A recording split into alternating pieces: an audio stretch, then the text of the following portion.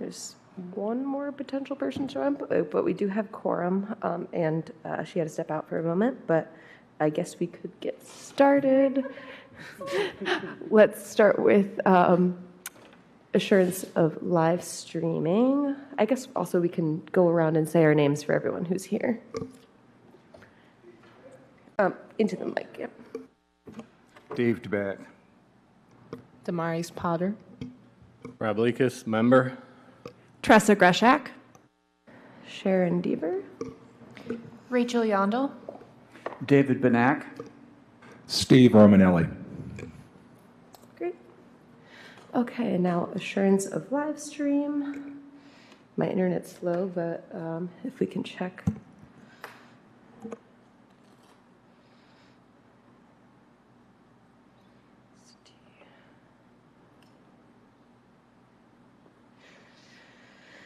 Looks good to go on Facebook. And was anyone able to check YouTube? Okay.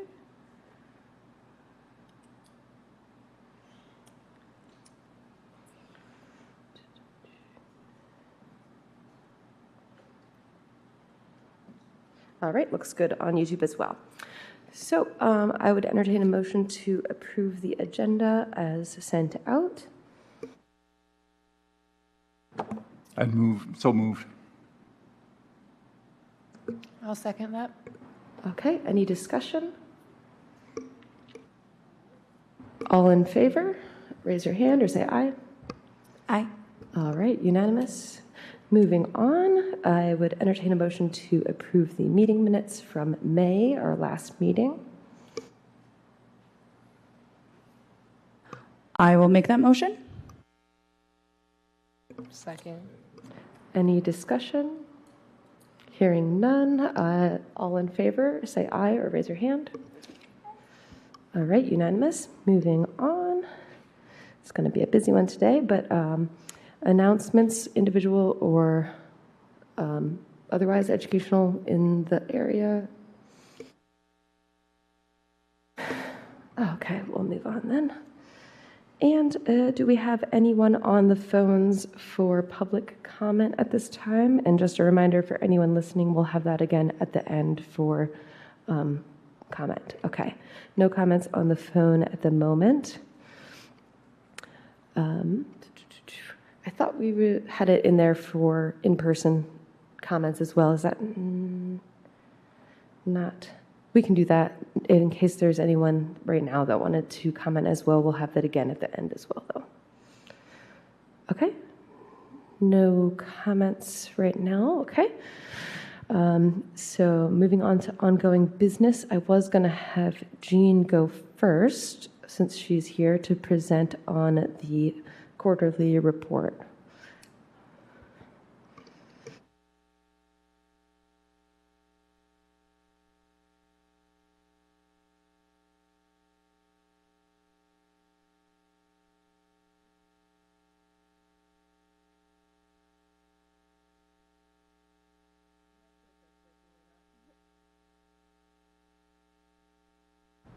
And, okay, wow. I'm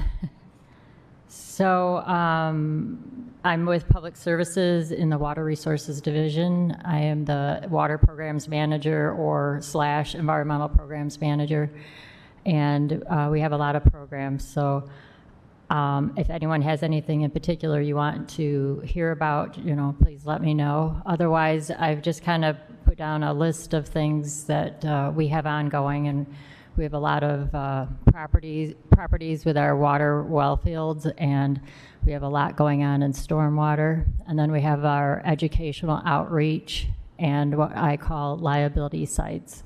Those are sites that the city of Kalamazoo has some responsibility in the cleanup of, and they're generally Superfund sites. So just reading off, kind of going from my notes here on wellhead protection, which is our #1 program to protect our well fields, our drinking water supply, et cetera. We have filled a position under me called the Environmental Support Specialist, which is fantastic for me, and I'm kind of catching up on my workload. That was vacated for 3 months, so got a little bit behind. Ashley Richardson is our new specialist, and she is fitting in perfectly. So a part of this job in protecting our groundwater is protecting our land, our well fields, and we have hundreds of acres in our well fields, which we've purchased specifically for the reason of restricting land use and chemical use. So we are putting all of the land management practices that were pretty much neglected for a long time together officially, and putting together the various components of land management, starting with forest management plans, which I mentioned previously. We now have 2 completed and a third one that we're starting. It's 700 acres. It's the El Sabo Preserve. So hopefully soon we'll have that a requisition approved. As part of that includes invasive species, deer management, and also selective tree harvesting because of the poor quality of the forest. We are also working with Eagle Forest to Michigan Faucet Program, as well as the Kalamazoo River Watershed Council in educational awareness of land management and so forth. So we have reached out to Texas Township and hope to have an informational education night sometime over there just to talk about the El Sabo Preserve. It's 700 acres with a lot of bikes and a lot of walking, and we want to manage it much better.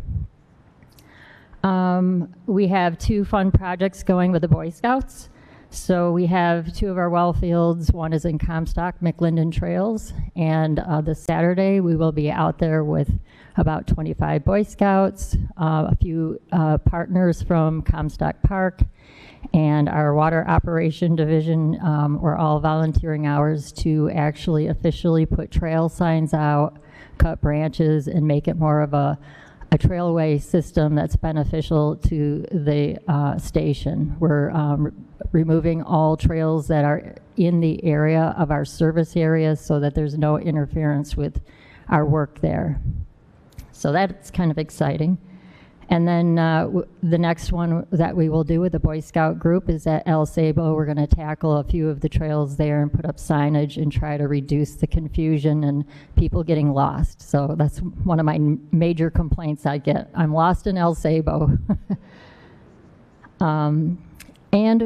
We, going along with this kind of land management, again, an educational component, we had some small funding from the DNR to put up an educational deer exclosure display.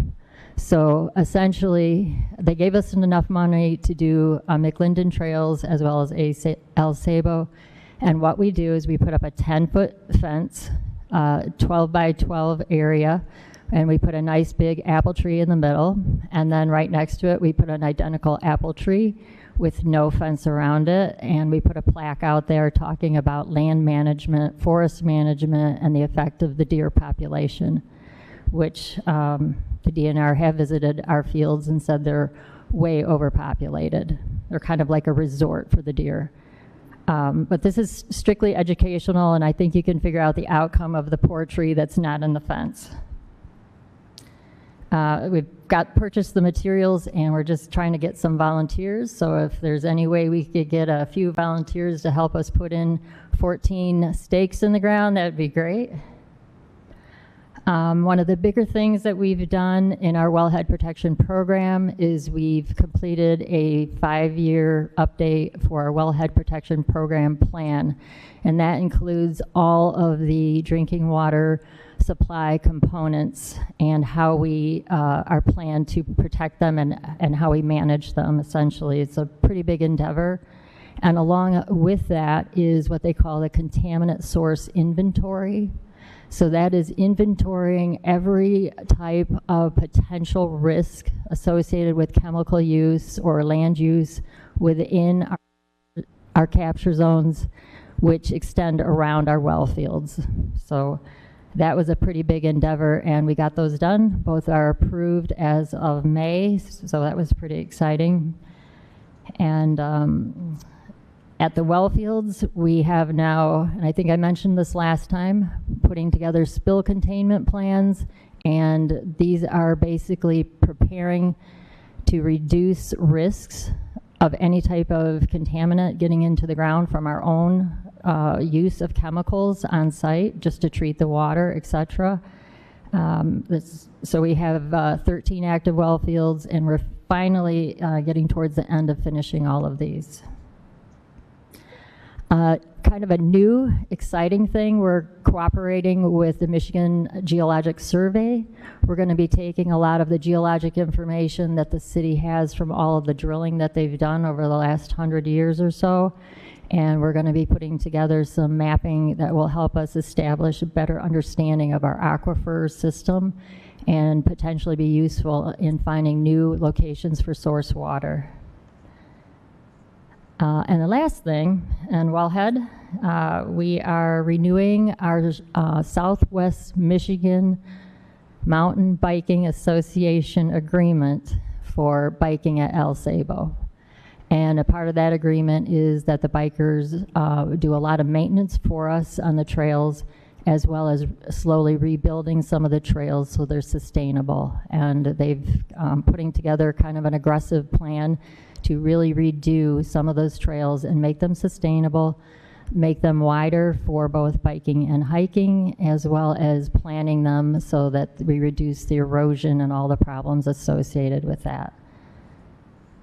So taking that hat off and talking about stormwater, we did get our MS4 NPDES permit May 31st. It was approved after we submitted it April 2022. There were two issues, the catch basin cleanout program, which we are required to do, as well as some new requirements for E. coli sampling of select creeks in Kalamazoo County. We asked for reconsideration several times on our application because of the inability for us to fund some of these activities to the extent that the state would like. They did not take in any of those considerations, so we have a new permit where they have rewritten those sections for us. There's some unique changes to this. It's a 5-year cycle normally, and this one they're going to terminate at 3 years. We will be reapplying for this same permit in 8 months, April 2025. And these rewritten sections of the catch basin and E. coli plans need to be developed and continue through May 2025, even after we reapply with a separate type of permit. Anyway, it's a little bit confusing, and we haven't quite figured out how that even works out with the timelines and so forth. And just a note that the other MS4 communities have the same issues, and some of them are still waiting for their permit from April 2022. One of the other things that is a permit requirement is a public survey to see if the public education that we conduct is effective and what people have gotten out of it. It's a very simple survey, and we are looking for an avenue to conduct this survey. There's no real rules to go along with why or where or when. And we do it in conjunction with KVCC because they nest under our stormwater permit. So that's something to think about if there's any opportunity where we would be able to, have the public take the survey. A new thing that Eagle has undertaken is E. coli sampling of the local creeks and the Kalamazoo River. They started on June 13th, and we were not aware of this till they started sending data to the health department, so we are trying to collect that data and see what it means. The issues that we're having is that we get the data, but we don't know how it's collected. So if it's collected when it's raining versus when it's dry, they refer to that as wet weather versus dry weather sampling. Makes a huge difference in what the sample means and if it's comparable or usable. And so that's something that we're working on collectively as all the MS4s collaborating. And we collaborate because none of us have a lot of funding. So we're working under the Kalamazoo Stormwater Working Group, KSWAG. Sorry, who did you say did the E. coli sampling? Eagle. Eagle, okay, just making sure. Another thing Eagle is doing is they have a chloride study going on. I think you're probably aware of that, and we are monitoring those results. So there's not a lot to show because we really, the chloride is related to using salt. This past winter, we did not use a lot of salt. We just had a mild winter. The things that we noticed, let's see, and this includes Asylum Lake, Woods Lake, Little Portage Creek, chain of lakes, West Fork, Portage Creek, Pawpaw Lake. Overall, the data shows an increase in chloride between the months of December 2023 and February 2024, with a steady decreasing trend through the winter and spring transition. The sample locations and water bodies respectively showing a large increase in chloride levels include the stormwater detention basin at Woods Lake, the in-lake stormwater basin Woods Lake, and South Drake Road Asylum Lake Inlet. So it's really just a couple months span where the chloride we're showing at those locations. The other locations really showed nothing significant as an increase in chloride. Okay, what else? Under stormwater, we're working also with Eagle on streamlining the city's process for the Soil Erosion Soil Control Program, SESC as it's referred to.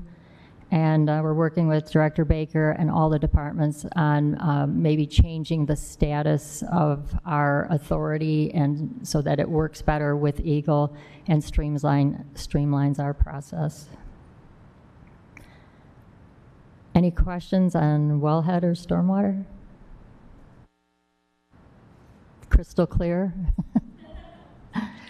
The fun part, education. So under stormwater and drinking water, we have educational responsibilities through the state. So one of the things that we are working on is we have AI marketing tools now through our vendor Town Square Media. And you've probably heard some of our ads on radio, social media, etc., trying to help people navigate through the construction. And as we see problematic areas and business owners in need, we are interviewing them and getting their information out as much as possible. And really, we've put a tremendous amount of effort into trying to make this work and go out and talk to the business owners on foot and so forth. We've gotten a lot of positive response from the business owners, and it is a struggle for them, we recognize, but they are very grateful for the assistance. We've done 2 farmer market booths. A third one was canceled. It was full, so they wouldn't give us a free booth. But we are now showing off our wellhead protection and stormwater models to just teach people about, contaminants, how to do things better and so forth. And with a small mini grant from the state, we've been able to put together a lead service removal campaign. It's educational, and it talks about the city removing lead, but it also talks, more importantly, about what people can do if they don't know if they have lead services within their home. So we've got a whole kind of marketing booth set up now that we can go around to venues and promote educational materials. And there's also some social media ads that are going to appear for a few months through the spring and the summer. We had a public services week. We had 3 facilities, so our educational booths were at all facilities for all 3 days, which is a challenge, but we did it. We've been to the Girl Scout camp, and we have had KRESA, 2 of the KRESA groups, Vicksburg and then the downtown media center,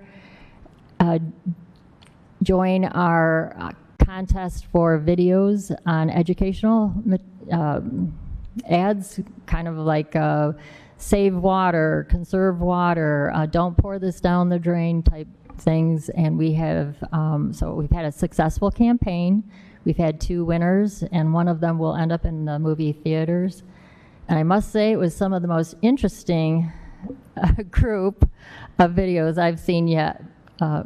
Unfortunately, if they had read some of the rules and put in the proper language, such as supported by the state of Michigan, Eagle, and this is done under the Kalamazoo Wellhead Protection Program and things like that, we would have had, more qualify. The last thing is I just wanted to mention that we are continuing to work with all the MS4s as the Kalamazoo Stormwater Working Group, which has been very successful, and I think probably the most powerful thing we have been able to do as NPS, MS4 communities with very little funding. And so I'm thankful and hope that we can find some other resources to actually go out and do something more actively than what we're doing. So that is something we would like to achieve.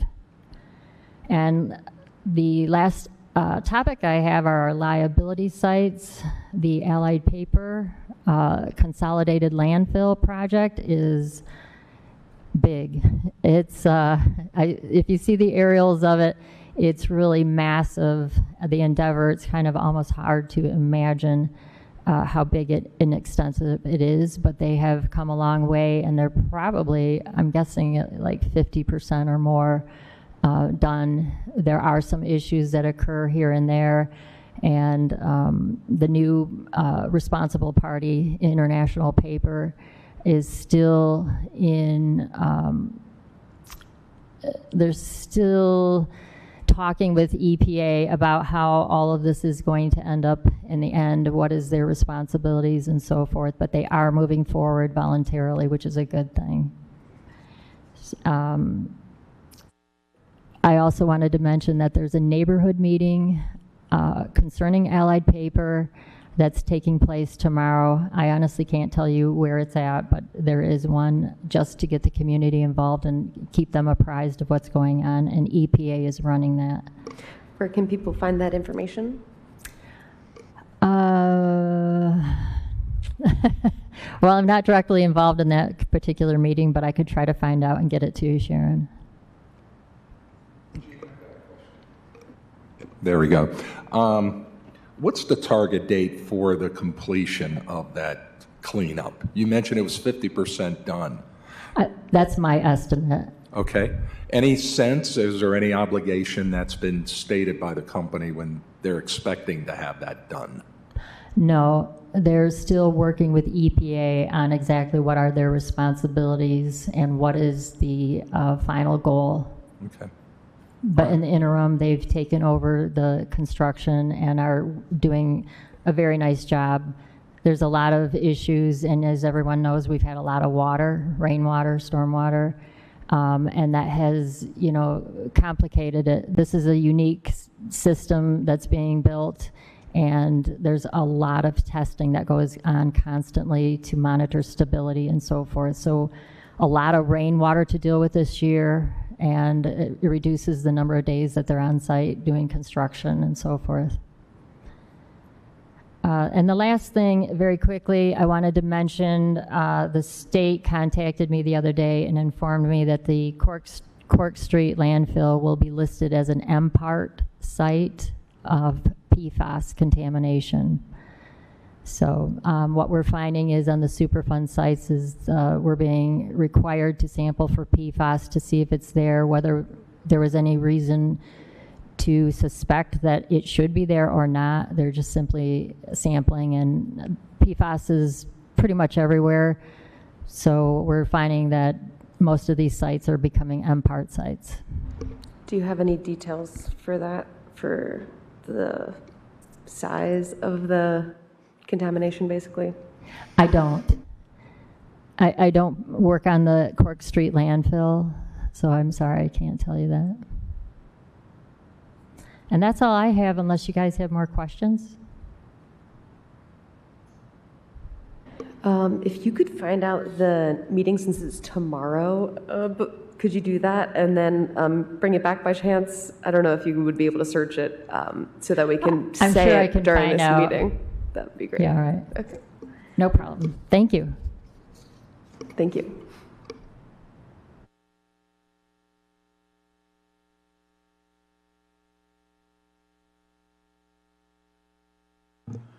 Well, I've been emailing the Eagle folks, and they're fine to wait a minute. Looks like more citizens came in. If we wanted to open up for public comments here, so we can go back to public comments, section E. Yeah, we can go back to that. Yeah, we had mentioned that in the beginning, but if there's anyone here that was interested in making a public comment, you could come up to the podium now.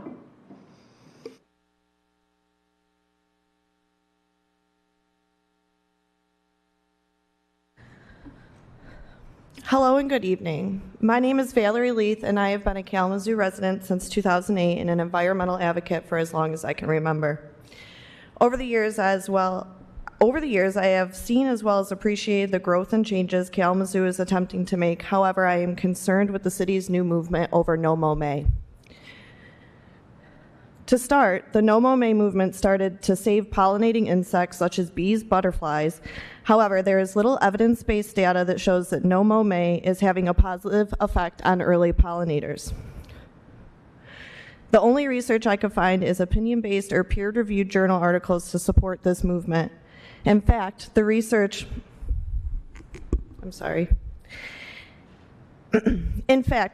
that has been done on this topic by credible sources suggests that it does not, in fact, have any positive effect on the early pollinators. It appears to just be a catchy slogan.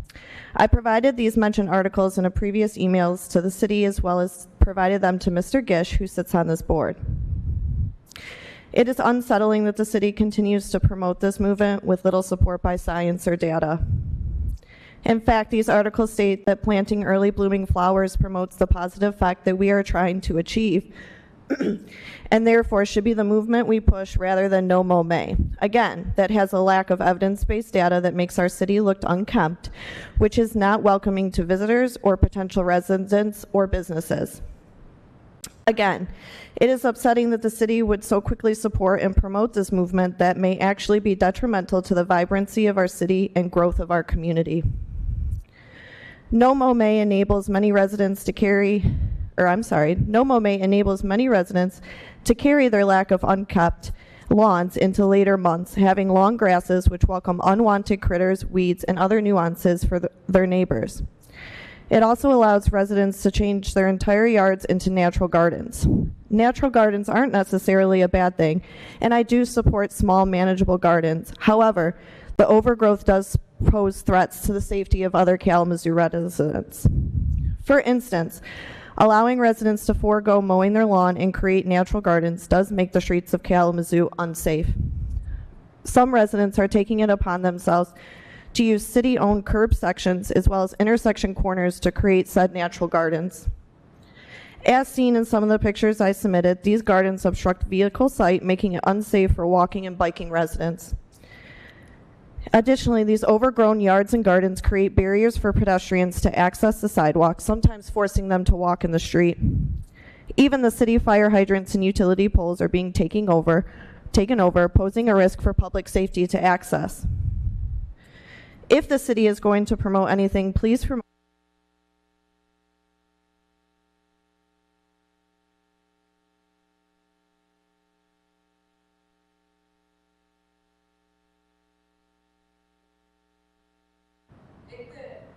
The microphone automatically cuts out at 3 minutes. That's why we're having that problem. Oh, I apologize. Typically, just so everyone knows, public commenters get 3 minutes to make a statement, but please continue. Thank you. If the city is going to promote anything, please promote planting early blooming flowers instead of not mowing their lawn. If the city really wants this natural gardens, I encourage the city to properly enforce as well as create policies and regulations to hold residents accountable when it becomes untidy. Additionally, creating policy to remind residents to create these gardens on their own property and not city-owned curb space. I'm just asking this board and the city of Kalamazoo to encourage protecting our environment for future generations by supporting movements rooted in data such as early blooming flowers instead of No Mow May, and to hold residents accountable for untidy yards and natural gardens. Thank you for your time. Is there anyone else? You can go ahead and step up if you'd like to as well.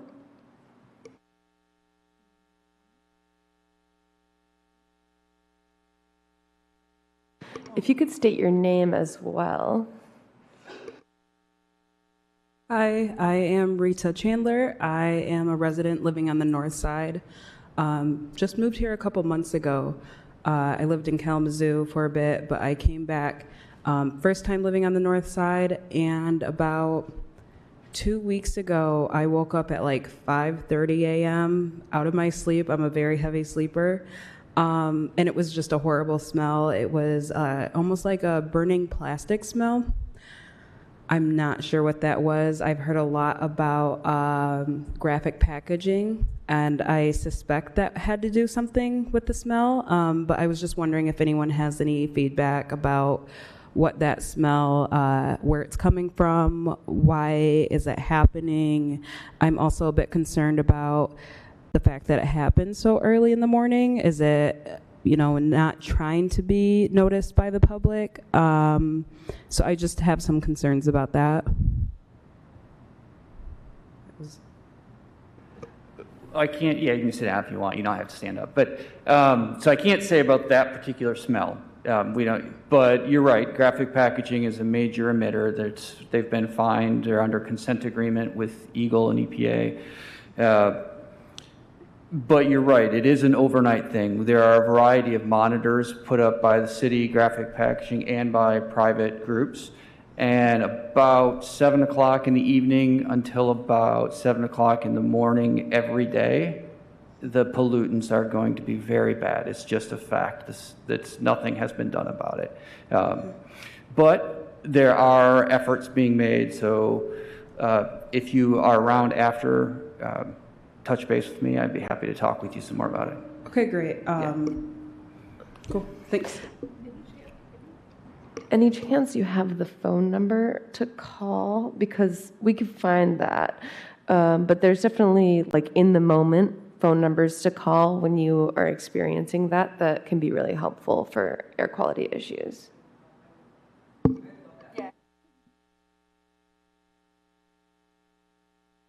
Before the air, something about smells to and it just showed me the stream of where the smell is. So I didn't really have a lot of knowledge about even what that was or the knowledge they sent me back.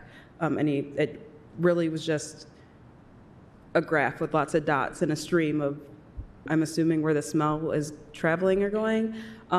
So if you guys also have more information about what exactly people are receiving back when they send a notice about the smell in the city, that would be awesome too. Yeah, let's touch base if you have a chance, and I'll share a lot of information about resources, how to report, and how to track that. Yep. Yes, thank you. Okay, anyone else in the audience that's interested in public comment at this time? We'll also do it again at the end if not. Okay, hearing none, we can move to the next item. Oh, one moment.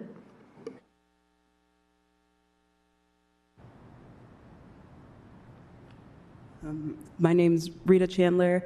I was also wondering if you guys have any ideas or concerns about fireworks on the 4th of July.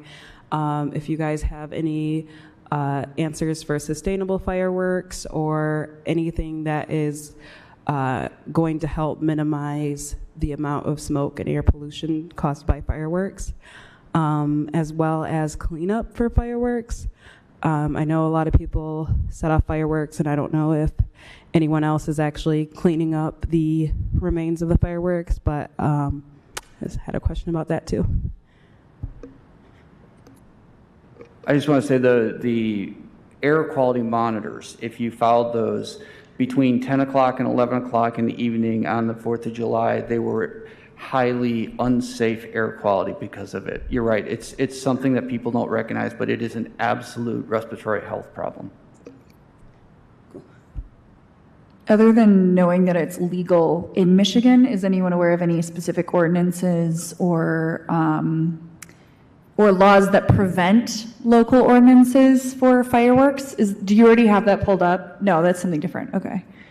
Oh, no, you do. You're so fast. I just know one thing too. I mean, the state sets a minimum of when you can launch fireworks, and we can't, the state supersedes anything that we can do. But Kalamazoo's codes and ordinances have fireworks in there.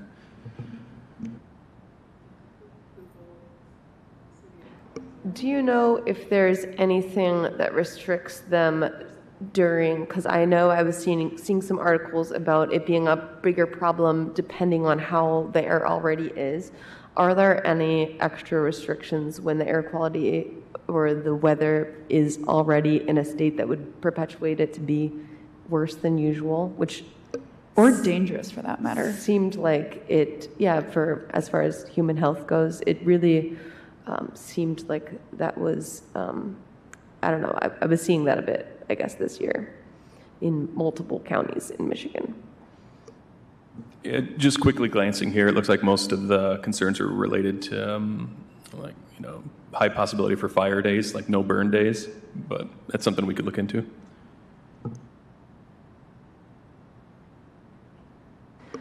Thank you. And I don't have the agenda in front of me, so I kind of need that. Okay. Moving on. Yes, we can move to discussion of the comments emailed to the committee. It's been 2 months, so, and then Eagle's not here yet, but they are coming, or they're coming in remotely, aren't they? Oh, okay. Okay, do we want to move to that then, and then we can go back? Okay, we'll do that. All right. Hey, Carrie, they should be on the line there, Eagle. If you open up the phone lines, it should be our Eagle friends.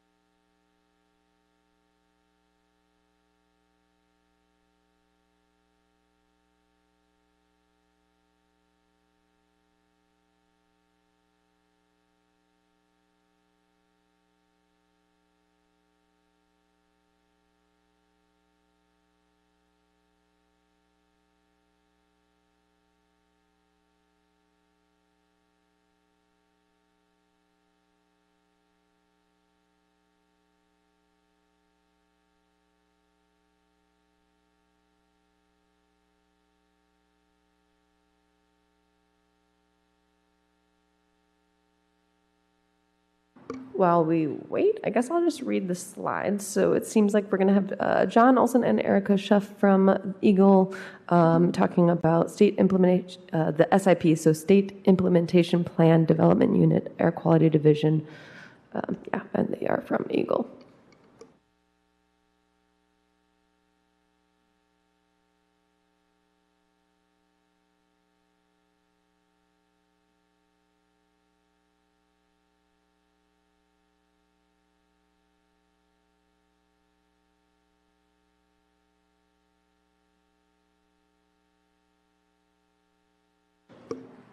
Any luck?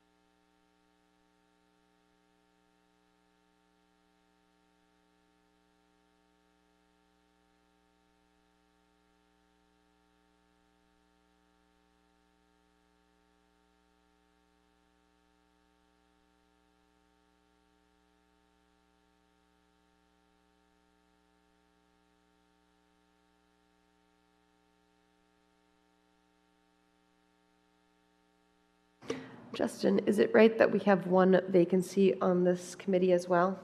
I'll just mention that since there's some guests today.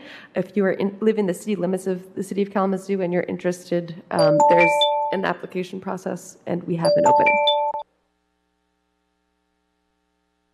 You said an opening for what?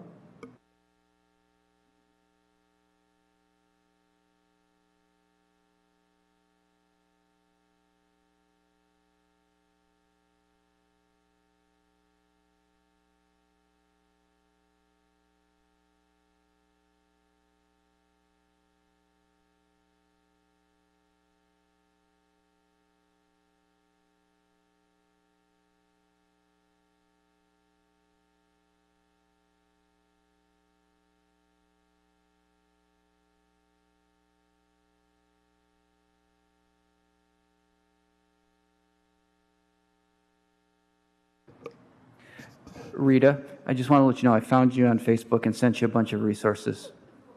Yep.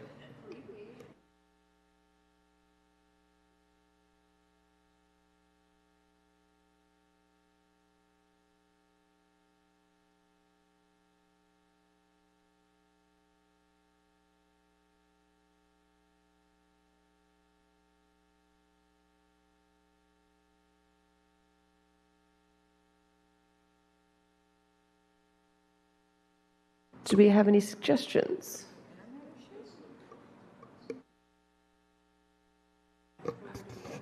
I would say we can, I'd make a motion that we invite Eagle to join us next month.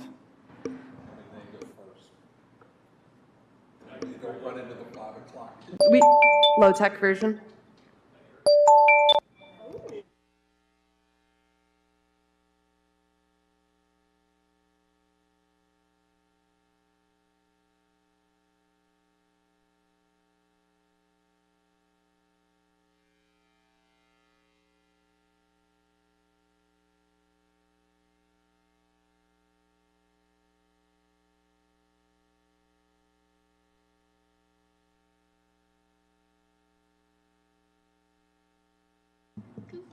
I know, I'm like, worst case, this doesn't work, we can reschedule this for when we both can be in person. I mean, if you want to do that. I was hearing her.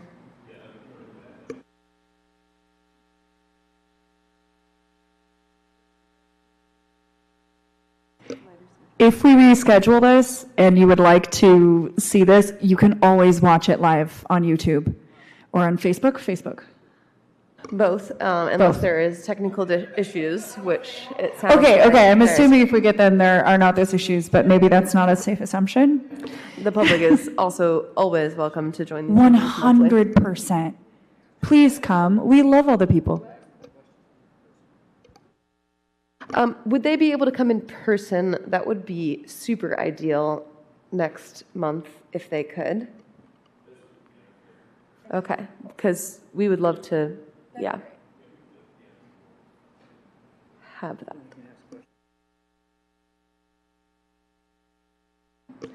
Okay, sounds like we will plan to move that to ideally next month and rescheduling. So Eagle, so feel free to come with questions as well. Okay, moving on. Well, I feel like, did we skip the emails? No, I think this is. Or is, okay, discussion of, it's both. We had a few emails. It's been 2 months now. So we did have some questions about water quality things, and we passed them along to different departments in the city to answer those questions, and invited them to visit here as well. And I don't know if anyone had a specific list or specific different ones, but we also had the No May email, which we could move towards. Okay. Alrighty. Does anyone have comments? About No Moment? Or I guess to address, sorry I forgot your name, but her concerns about No Moment, I think, I guess No Moment has never been promoted as a solution to like promoting native gardens and pollinators and just green spaces in general, but I think it's a great start, and I think, you know, No Moment and also like her concerns kind of go hand in hand because it's about like promoting native species and helping pollinators thrive. And so I think like it's very, like this is definitely something to consider, you know, like, and, you know, I think No Moment is a great start, and it's a good concept, but it's definitely a multifaceted program, and I really appreciate like these concerns being brought up too, because that's kind of how we improve these programs. And there's also still guidelines to No Moment, like people still, although they're exempt from certain like violations, they are still required to like mow like near like from the curb to the street and like keep these public spaces kept. And so I think another issue and another challenge is just enforcement of that. You know, I mean, each individual is going to do what they want to do, but I think like in order to keep promoting this, that is definitely an issue that we could talk about. Yeah, I also think, you know, no mow may, it's kind of like, don't use plastic straws, right? It's simple messaging so that you can warm people up to a broader idea. When you talk about skipping plastic straws, and yes, I know this is very controversial, so we don't have to get into like the controversy of it. Really what you're saying is, you know, ooh, skip plastic straws, maybe next time you skip a plastic fork, or you take your own cup to the coffee shop or something like that. And no mow may, to my mind, is something that's, as long as it's meeting the, you know, regulations that are structured out, it's really less about the effectiveness on pollinators, although that's always a hope, and more about warming people up to seeing these green spaces and experiencing these green spaces, because there's always going to be a trade-off. I mean, you identify yourself as someone who cares about the environment. I think that's wonderful. We all identify that way too.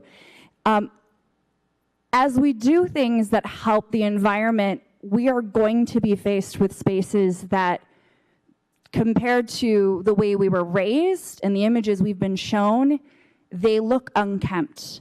And there are a few of the pictures that you've shown that feel a little bit like they're not being managed very well. But others fall closer to the parameters of a native garden. Some of them, I believe, are managed or they're by permission of the city as well.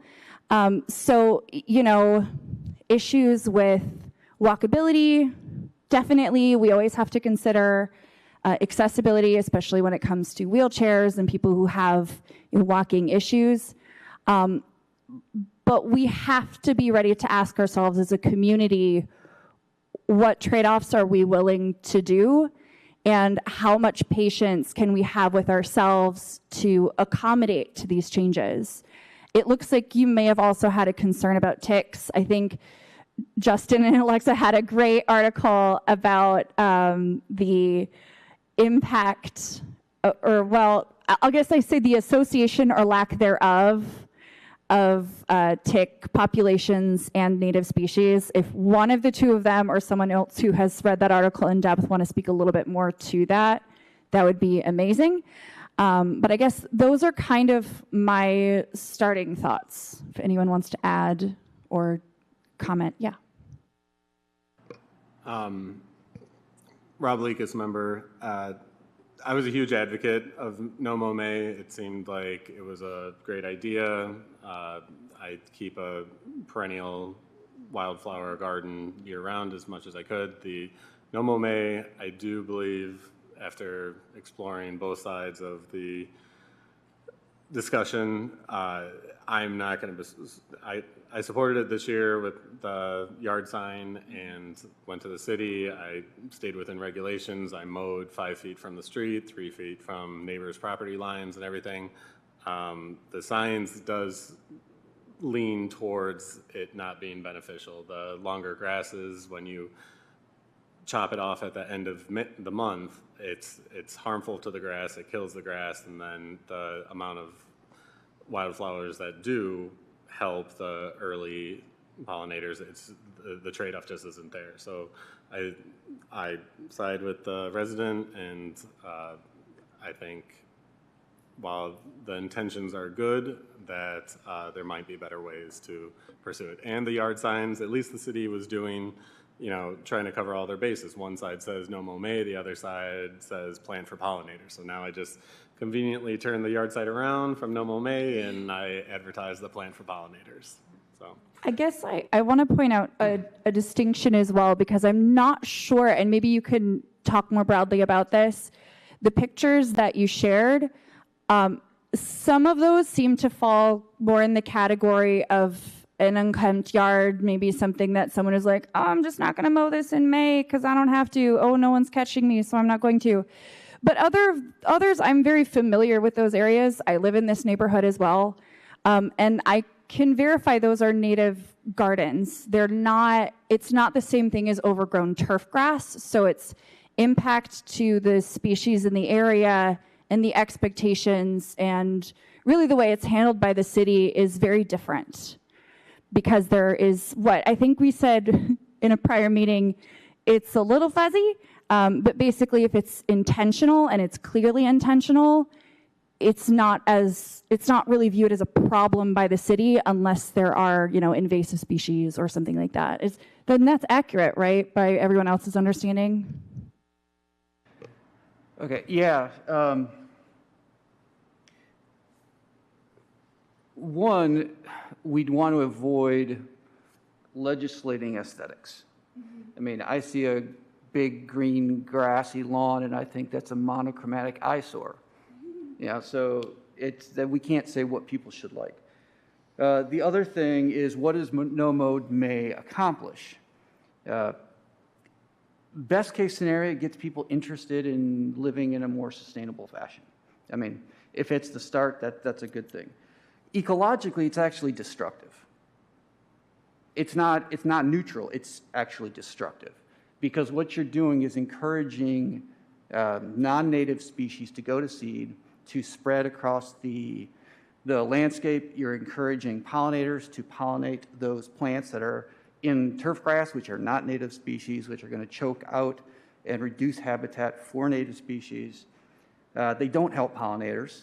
If you go to any no-mow May lawn and do a survey, and people have done a bunch of these surveys, what you see almost exclusively is European honeybees, which are not endangered, which are not in trouble, and don't help native plants.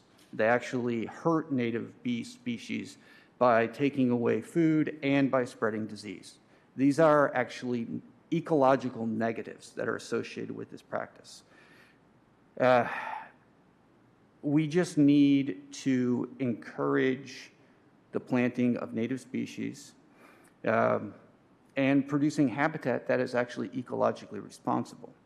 The other thing, too, just to make sure that for people in the audience, this body has zero power. We can do nothing.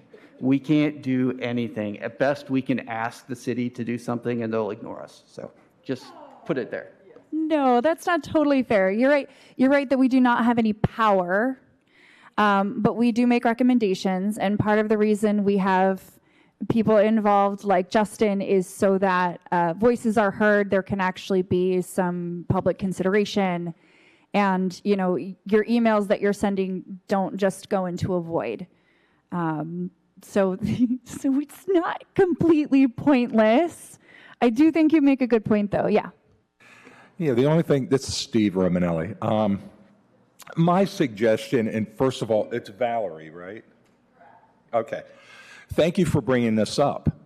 I'm not trying to make this overblown, but I think it would be very valuable for the city to reach out in a wider voice and start to get input from the silent people who have definite feelings about this. Because right now, all I can do is speculate and guess. So I think it would be valuable if we get wider from the community, their reactions, positive or negative, about their experience with No Mow May. At least then we'll have some data to start to work with. I'd like to second your thought there. This is Dave DeBack.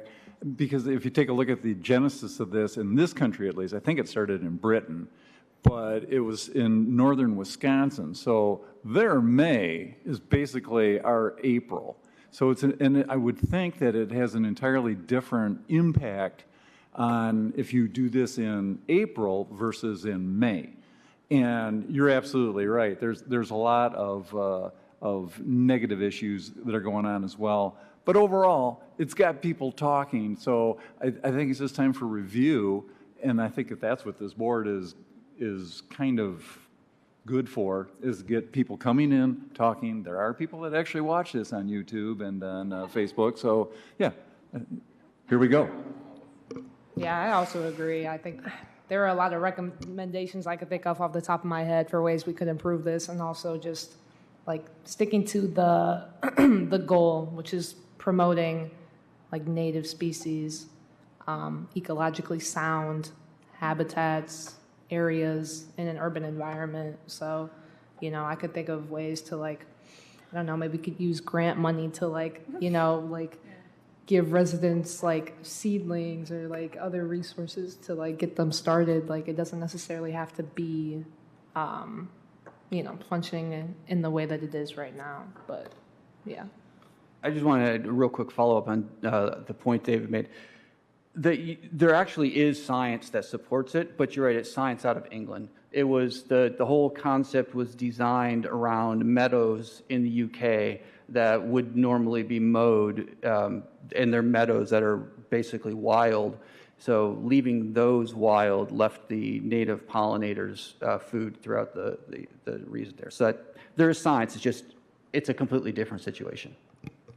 So I just want to say a couple things. We're not quite done. We did plan to have this as a further discussion in general, talking about lawns and native plants as a continued conversation. One thing that I didn't hear mentioned that is one small benefit that I appreciate is less emissions for the mowing, although I 100% would rather personally see all native plants instead of something that came across the world as a basically ideal in colonization for the monoculture lawn.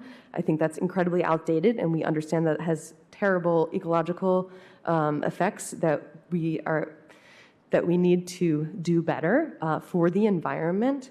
But I also don't like the idea of forcing certain things. And as far as aesthetic, yeah, that's just totally not an easy conversation because I hate the monoculture lawn with so much passion. And that is never going to look good to me, but I understand there are so many people out there that only see that as good. So aesthetic is a really hard kind of conversation. If we're talking about environment, I think we should really focus on how we can rebuild the ecosystem that we've destroyed through history in this country. And I also really don't like the idea of criminalizing people that have different ideas of what they want that to look like, because that is just fining people in a way that isn't helping educate and make things better, in my opinion. Yeah, I also want to say we mentioned maybe doing a survey or something like that. There's a little bit of back and forth.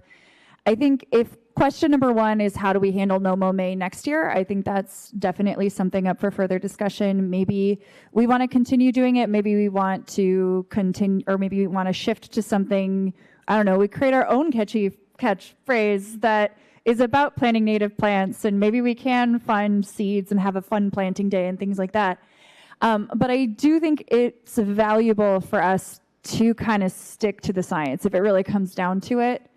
I think people, in part because of the aesthetics questions, the way people view these things is very important, but when it comes to decision making, you know, are you going to allow something that is an absolute detriment to your environment because everybody else likes it? I lean towards don't default to that. But that's kind of my opinion, and I think ultimately this is, you know, it's a while until May, so maybe we keep this in the conversation for the table. And just in response to Stephen, I'd have to see the statistics on like the net negative or whatever, and especially the European honeybee. While I realize like it's beneficial for apiaries and stuff, I don't think they're the primary pollinators. I think the best part of No Mow May is it gives dandelions a chance, where most people view that as a weed, where it's actually super beneficial as an early pollinator, and there's plenty of carpenter bees and native bees, and that really helps out. So destigmatize the dandelion and give them a chance, because they are the ones that most people are out there with the weed man and pesticides and stuff. So they fight the turf grass, but yes. Sorry, I didn't mean to cut you off. If we could have any last comments go quicker so that we can get to other items, that would be helpful. Like I said, we are going to continue to talk about this kind of a thing ongoing. So any final thoughts? Otherwise, I'd suggest moving on.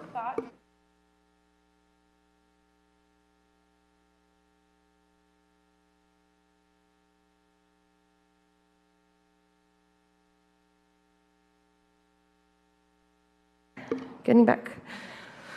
Okay, unfinished business. Was there anyone speaking on an update for litter? I don't know why this is on this part of the agenda. Yeah, okay.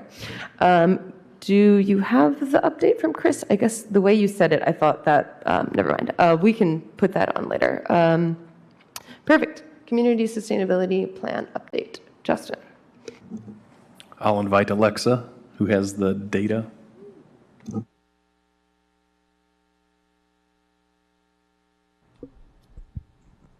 Hello. Okay, maybe I need to stand closer.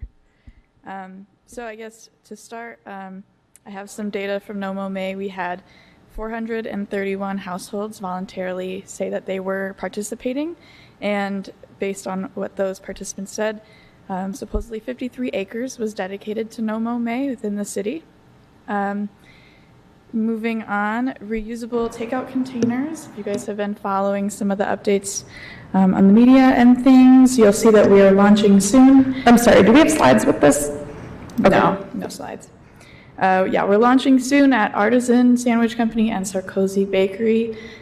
Should be within the next couple of weeks. They're just working through the processes to get those set up.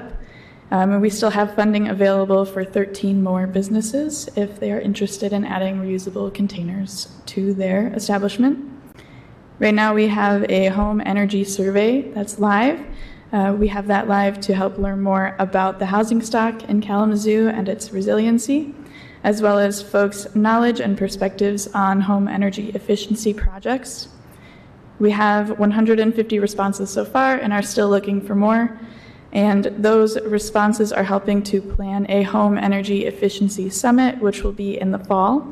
More details on that will be shared at the next meeting. Yesterday, we had a bike audit with the League of Michigan Bicyclists. We biked from WMU's Office for Sustainability into the Knollwood neighborhood, as well as from the Northside Association for Community Development to the Kick Pool. We had 11 people on the first audit and 8 people on the second audit, which was a nice small group to have some productive conversations about how we can make the bikeability of those areas better. So we should have a report on that in the next couple of weeks. We'll be able to share that out. And then the last item I have is that Justin has been working with a climate fellow from the University of Michigan, a grad student doing research on integrated pest management in the city. And one of the pieces that has been emerging from that is helping bats in our area as a piece of the integrated pest management. So the first thing that we're going to be doing with that is building some bat boxes. So we have an event coming up on August 13th from 6 to 10 p.m. at Bow in the Clouds Preserve, which is a Southwest Michigan Land Conservancy property. And we'll be soliciting some volunteers to help build these bat boxes, and then we'll have 2 different bat experts from Kalamazoo talking more about bats in general and the research that they're doing. I have a question on that. Yeah. I saw the event and it's free to the public, correct? Yeah. So how, I was wondering if the community is going to be able to build their own there, or that is just something to learn and then take home and then build their own if they wanted, basically.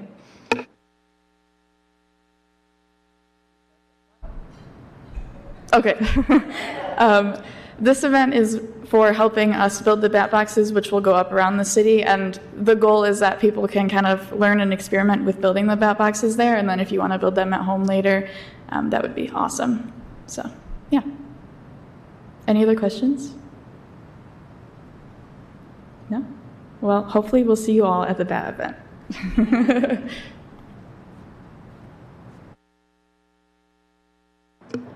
Okay. Moving on, so procedural, we like I said earlier, have one open seat. So I just wanted to mention that since there's people here again. And we are a volunteer committee that technically recommends things to City Commission. So as far as that whole power discussion, that's what we are intended as. And we also have subcommittees reports that we always do at the end of these meetings, which is after this. And we had some email discussion about adding subcommittees, and a lot of that is, since we are all volunteers, dependent on what we individually would like to add to. So we can add different subcommittees if there are people willing to take each of those on to be able to do these basically follow-up reports, which can be very short or basically monthly as much as possible. Not everyone has updates every month as well, but we had talked about adding discussion ongoing for native landscape and waste. So I guess, is there anyone that felt like they wanted to take either of those things on? I think I'm interested in the native landscape subcommittee and what that could look like. But right, like what you said, it kind of depends on time. I guess, and also who else would be involved is a question.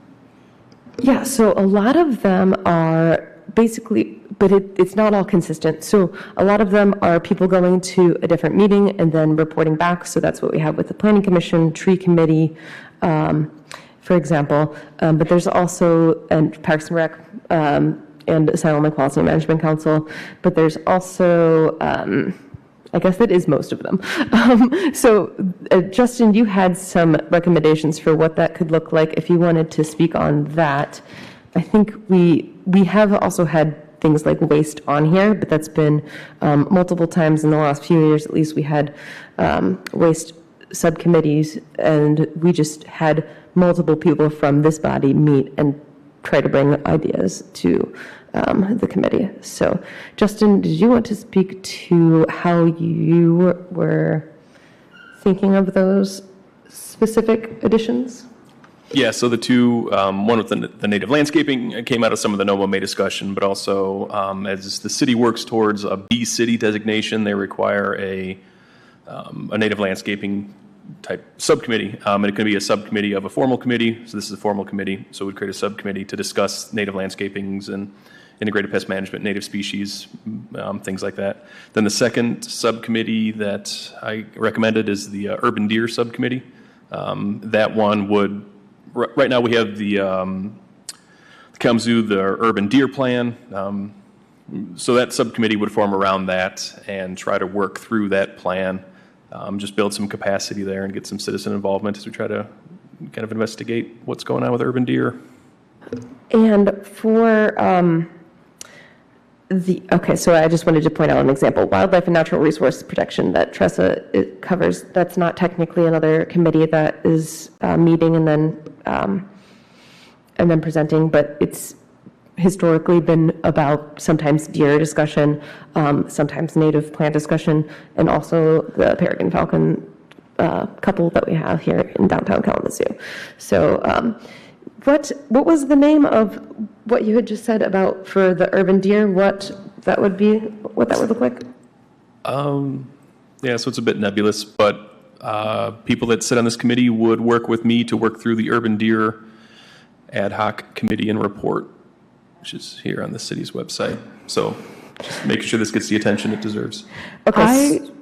Sorry, just a question about it again. So ad hoc, so basically my understanding is that you would form for the purposes of some resolution, and it's not necessarily a forever ongoing thing, but once there's some resolution, or? Yeah, I'm not sure I understand the question. That's on me. Basically, yeah, this report has been brought up and hasn't gotten the attention it deserves, so I would put together a group of, I'll say, 7 people that would help me go through it, because there are steps here that we haven't taken yet, and they'd help me get through the steps. So a lot of it's education outreach, working with neighborhoods to understand people's feelings about deer, which I probably get 2 or 3 emails a month about urban deer. So they'd work with me on that. And would this be your intention of one person from this committee at least, and then also other community members? Community members, DNR professionals, yeah, I'd cast a wide net, but I want one person from this committee to work with me on it. Okay. And is there, I assume then, since it's not figured out who and everything, you don't have like a scheduled time that you all would meet, so it could be dependent on who is able to join us? Yep, yeah, that'd be too far ahead. Yeah, I got to figure out who's sitting first. Okay. And is your intention also to have it as like an additional official committee like the tree committee or ECC, for example? Not the ECC, because ECC sits atop the other committees, so it would be a subcommittee of the ECC, technically. Okay. As the person who is in charge of the wildlife bit, I would love to have something more specific to be involved with and to do.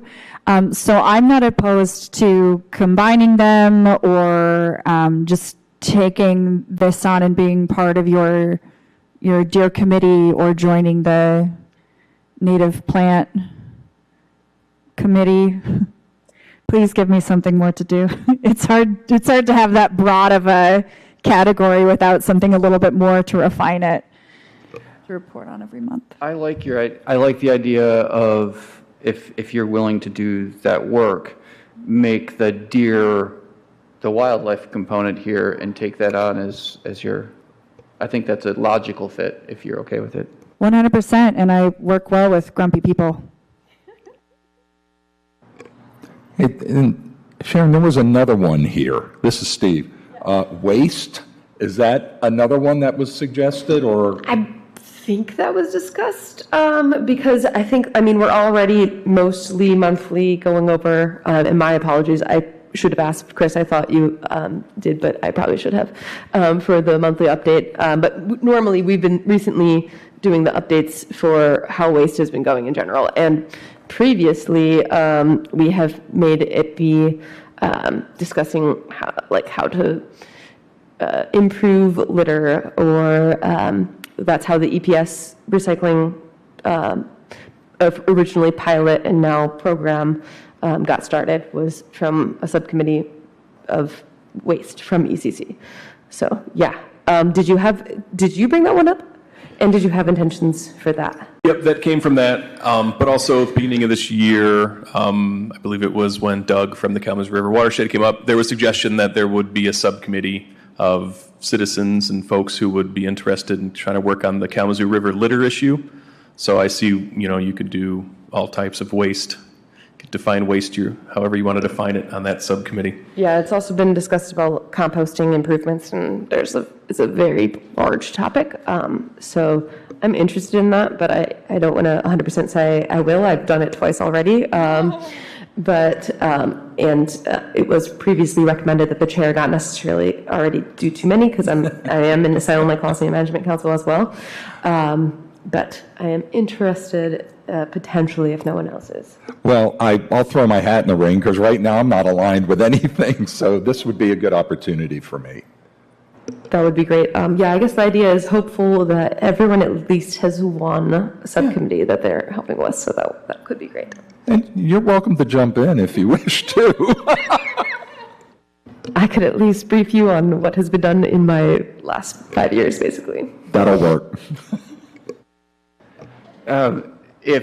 If other people aren't going to line up, hurry. Damaris, I'll help you with the Native Landscapes group. I would also be willing to help with that as well. Yeah, I thought we might have everybody join. Also interested in that, but yeah, again, capacities. We'll see. Well, I'll throw my. Actually, the wildlife and the natural resource protection, I would love to work with you on that, absolutely. Justin, any chance, since I don't have the paper in front of me, that you've written down any of these suggestions of what people would like to add on? I don't know if you have an editable version in front of you on the computer. No, they'll be in the minutes for next week or next month. And how quickly do we think we can get those? Within a week. Okay, that'd be great if we can sift through that. Do we need to make a motion for anything? Adding those I don't think committees? so for this. It's Okay. just what people are saying, and if you withdraw, you can always let us know. But yeah, should we go to the actual reports? Is that what's next, I think? Okay. Yep, so Bobby is not here right now, so we will pass on those two at this time. Did you have anything by chance? No, not for that, but I did do tree committee this week, so when we get back to that. Okay. I don't know, it's been 2 months since we met, so yeah, Peregrine Falcon update. I don't know if anyone has anything more recent than what I know, but okay, never mind. We'll move on. Planning Commission, Rachel. Yeah, so the update I have from the Planning Commission, it's not a lot. For this month, the Friendship Village that is north of Maine on Drake, I believe, they were updating their PUD. It does fall within the NFP. I don't know kind of what our place is within that and making recommendations, or if it is something, because it involves a lot of site analysis, if that is something we even kind of step into at all. But they're redoing a lot of their property, tearing down, rebuilding, adding parking. There's a lot happening. I think the specific section that kind of falls within the NFP, because I don't believe the whole site does, is the northern, like 250 feet section. It is like a woodland area. What they're proposing is just adding in a stormwater basin, which I believe is very needed, coming from like the surrounding residents. Do you know how many parcels the property is in general?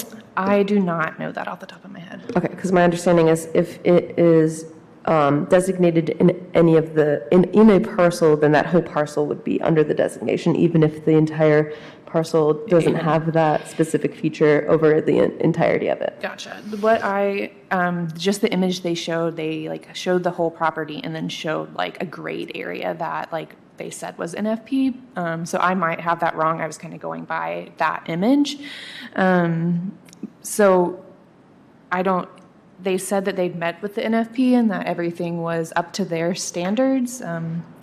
So I guess I'm just not really sure what that looks like for Okay, us. yeah, it's unfortunate we don't have Bobby here to talk about what, it sounds like they already did go to the NFP review board. Yep. So are they moving quickly on that we wouldn't be able to get more of an update next month, or decisions already made? And the Planning Commission has recommended it to the city commissioners to approve their PUD with the amendment that within that 250 foot, which is the like main like woodland area there, that they can put in a storm basin but must like retain. Like that can exist within that, but they can't really take away. So I think that's kind of where it's landed. And I don't like personally like it's needed. So was it a variance request to try to do it slightly differently than what the NFP is? No, it wasn't a variance. Okay. It was updating their PUD, and that was just an amendment to their like request. So I don't think that it's changing what the NFP has put in place. But okay, that is where we're at. Sorry for all the questions. Any more? No, that was all. And tree committee. Tree committee had an emergency meeting this month to request to remove 10 trees on Water Street from Westnedge to Park. This is another one of the infrastructure removals. They had to remove the trees in order to update the infrastructure, so it was passed. I believe they said we're going to get a 3-to-1 on tree plantings, and the trees that are being removed they're mostly trees that either weren't doing well anyway, or I think one's like a pear tree, like they're trees that are non-native, not something we'd plant right now, or just not doing well. So it doesn't sound like there's any great loss. There probably won't be a determination on where the new trees will go until after the arena is constructed, so that they don't plant a tree that they then have to dig up to make way for a bulldozer or something. So that was that update. Okay. Asylum Way Policy Management Council didn't have a quorum, so we didn't meet this month, and last month was canceled. So I think I've given the most recent update on that. And Parks and Rec? Was unable to make the meeting. They are doing a lot of movies in the park, though. So I encourage everyone to attend those. They are available for online. Okay. And Kalamazoo Water. Yeah, an update going on the Falcons, just while we're here. I'm not sure if you have more updated information, but there were either 2 or 3, and one died, hit the side of a building. The other one went to flight school and is apparently doing quite well and is back in the nest and has its wings and all. So I cannot remember who told me that, but somebody who's volunteering with Gavel was helping out. On River Watershed, they have a lot of stuff that's been on their website in terms of resources. One of those relates to litter, and that is you can find it just by searching it in a search engine, or there's an app, keeping tabs on the Kalamazoo. And what that allows you to do is geolocate whenever you spot trash. So it can report it, what it is, how much there is, and start to create a database so that can be tracked and addressed. The other things that I wanted to point out that are really useful resources on the website, because they're doing a lot with Eat Safe Fish. And so they have a fish contamination thing where you can put in where the fish is and what kind of fish, and it tells you like what the levels of different contaminants would be in that fish, whether it's safe. They also have something for sediment and soil contamination in waterways, and also for phosphorus contamination. So there's some useful interactive tools that will help people better understand the health of the river. And was that the name of the app, the Keeping the Tabs on the Kalamazoo? Keeping Tabs on the Kalamazoo. Okay. And you can, like I said, you can just put it in a search engine and it'll come up. Okay, great. I know we were having issues with that before. Okay, perfect. Thank you. And then anything on odor task force? Has not been any announced meetings. Alrighty, and then we are on to, I guess we could do, well, that's at the end, final committee comments, if you have one of those. Okay, we'll check the phone lines, and then we'll do a last public comment in for anyone here, if you had anything. So is there anyone on the phone line? No calls on the line. All right, so if there is anyone here that wanted to speak, you could come up.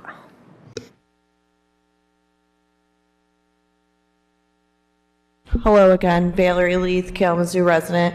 I just want to clarify a couple things, as I wasn't able to, and I was not aware of this ticker being valid, so here I am just eating up more time. I guess my suggestion to this committee, I hear a lot of not wanting to enforce fees and all that stuff. I'm not really sure what the solution is, but I am highly concerned about citizens taking these natural gardens to curbside properties, as shown in the pictures that I submitted to this committee today, as it is preventing visible line of sight for foot, bike, and vehicle traffic.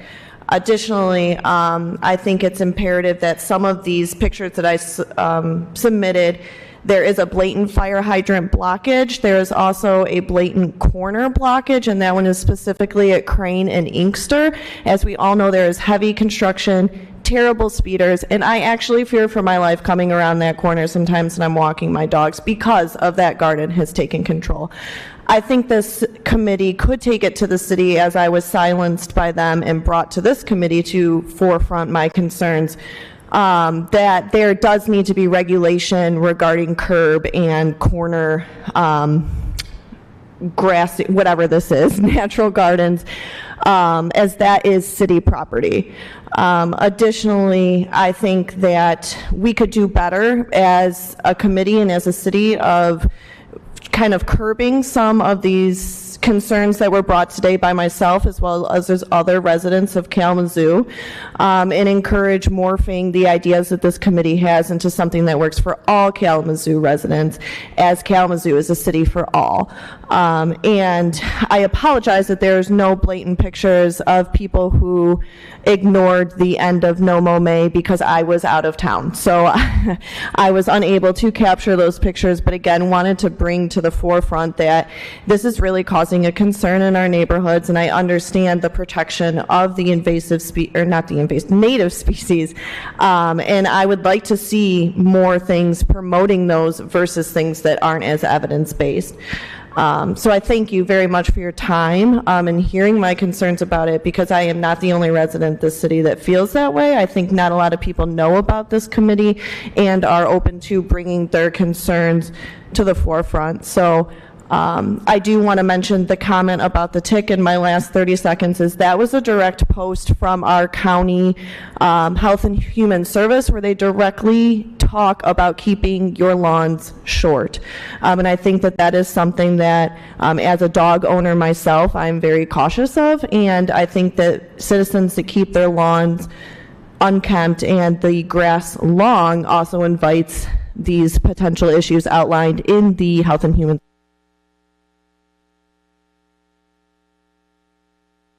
Anyone else in the audience? Okay, hearing, oh, yep, go ahead.